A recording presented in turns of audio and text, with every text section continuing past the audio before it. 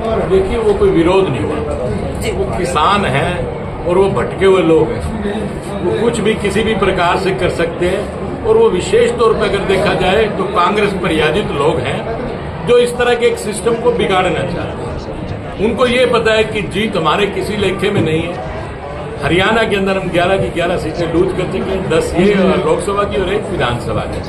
तो वो बुलाए हुए लोग हैं और वो ऐसा कार्य कर रहे हैं। आज भी हम गांव में गए, कहीं कुछ नहीं हुआ, और विशेष तौर पर हम टोल के पास के गांव में भी गए। ऐसा कुछ नहीं है। कुछ एक लोग जो मैंने पहले कहा भटके हुए लोग हैं, जिन्हें ये नहीं मालूम कि इस देश के प्रधानमंत्री या इस देश के फायदे के लिए कोई नियम बना रहे हैं, तो फायदे के लिए बना रहे हैं। प्रत्येक किसान को उन्होंने 6,000 रुपये देने का काम किया।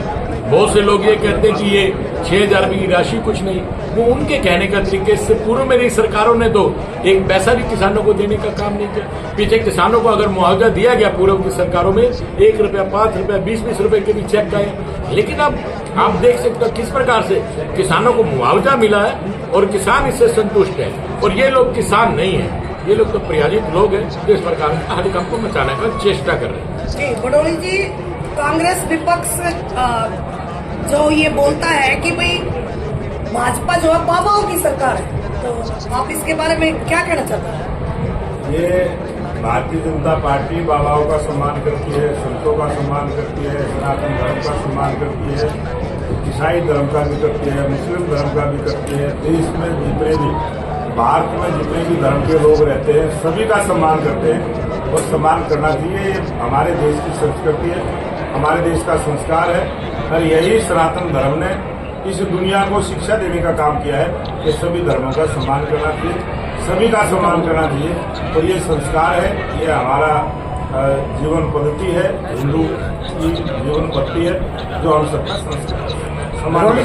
रोनी जी, आप अपने भाषणों में या बीजेपी पूरे अपने भाषणों में राम मंदिर, धारा 370 सभी बातों का जिक्र करती है, लेकिन महंगाई और बेरोजगारी पे उसकी भी क्या इस बात का सूचना नहीं है कि इन दोनों मामलों में आपकी सरकार पूरी तरह से फेल हो गई?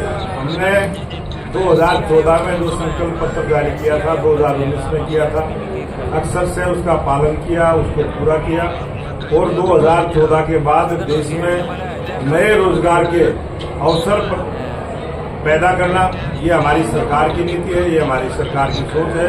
वो 2014 के बाद नए रोजगार के अवसर देश के युवाओं के लिए हम लेके आए हैं। आज युवाओं को रोजगार देना हमारी प्राथमिकता है।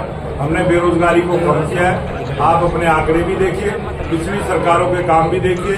दूसरा मुद्दा आपने महंगाई का किया है। हमने जहां किसानों को रेट बढ़ा के उनकी फसलें खरीदने का कानून बनाया है, वही हमने 80 करोड़ लोगों को मुफ्त राशन देने की भी योजना बनाई है। मैं आज कह सकता हूं कि 80 करोड़ लोगों को, 140 करोड़ की आबादी का देश है, 80 करोड़ लोगों को किसी भी प्रकार की कोई महंगाई की कोई मार नहीं है, उनको कोई डर नहीं है। उनको खाने के लिए पूरा अनाज देश की सरकार, प्रधानमंत्री नरेंद्र मोदी की सरकार ने देने का काम किया है। और इसीलिए देश की जो गरीब जनता है उसने इस सरकार को अपना माना है। ये सरकार गरीब की सरकार है, अंत्योदय को लेकर चलने वाली सरकार है। और हमने बेरोजगारी पर भी रोक लगाने का काम किया और रोजगार के नए अवसर देने का काम किया। हरियाणा बेरोजगारी में देश में अव्वल नंबर पे है। आज ये आपकी सरकार मानती है? सरकार नहीं मानती है, ये कांग्रेस के लोग मानते हैं। इस देश में, हरियाणा प्रदेश में, अगर मैं सोनीपत की बात करूं, सोनीपत में 10 लाख आदमी रोजगार के लिए यहाँ आए हुए हैं। मैं आंकड़े दे सकता हूँ कितनी फैक्ट्रियां हैं, कितने लोग बाहर से रोजगार के लिए आए। हरियाणा रोजगार देने वाला प्रदेश है, हरियाणा रोजगार को पैदा करने वाला देश है और हरियाणा में कोई बेरोजगार नहीं है। यहाँ तो जो खेत किसान के लिए भी मजदूरों की जरूरत पड़ती है, लाइन में लग के ढूंढना पड़ता है, मजदूरों की भी कमी है। बाहर से भी दूसरी स्टेटों के भी मजदूर यहाँ काम के लिए आते हैं, यहाँ काम बहुत है, काम की कोई कमी नहीं। सर, आपकी अगर पार्टी आती है तो जींद की जनता के लिए आप क्या कुछ वादे करोगे, क्या कुछ करना चाहते हो आप? जींद की जनता के लिए हमने अपना संकल्प पत्र जारी किया है और हमने अपनी सरकार का विजन रखा है, उसको अक्सर से लागू करेंगे, पूरा करेंगे।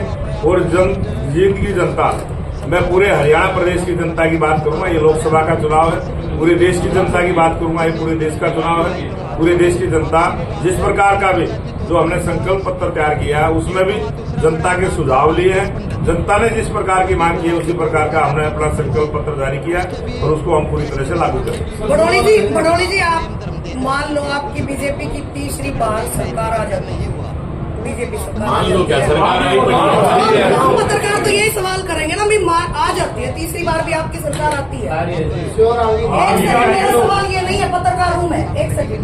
अगर हम आपकी सरकार बीजेपी सरकार तीसरी बार आ जाती है तो क्या SYL का सपना ही रहेगा या वाकई में बीजेपी सरकार अब की बार कुछ प्रयास कर सकती है कि भाई हाँ SYL हम लेके आए? SYL का सपना भारतीय जनता पार्टी की सरकार पूरा करेगी। प्रधानमंत्री नरेंद्र मोदी दो बार लगातार बोल चुके हैं, कोई भी उस पर कोई पंजाब में, मेरी बात सुनो, आपने पता किया जिस प्रकार से पंजाब में कांग्रेस की सरकार थी, आज आम आदमी पार्टी की सरकार है जी।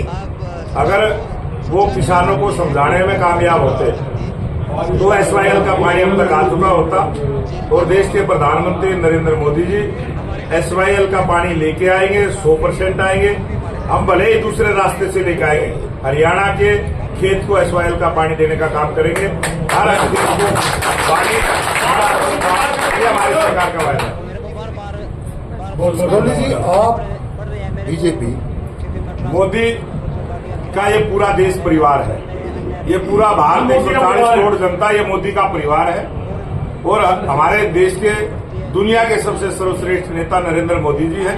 ऐसे प्रधानमंत्री जी को तीसरी बार प्रधानमंत्री बना ये 140 करोड़ जनता का संकल्प है, वो उसको पूरा करें।